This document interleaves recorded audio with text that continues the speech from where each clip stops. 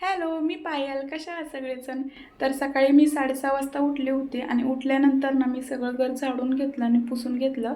त्यानंतर मग अंघोळीला गेली आणि अंघोळ झाल्यानंतर ना देवपूजा करून घेतली. तर मागच्या एका व्हिडिओमध्ये मला कमेंट आली होती की तुम्ही देवपूजा ना लेफ्ट हँडीने करता. तर मी लेफ्ट हँडीने नाही करत, राईट हँडने करते. तुम्ही नीट बघू शकता. त्यानंतर ह्या डब्याला मी वाचवायचा खूप प्रयत्न केला, पण तो अनफॉर्च्युनेटली खाली पडला आणि काहीसुद्धा झालं नाही त्याला.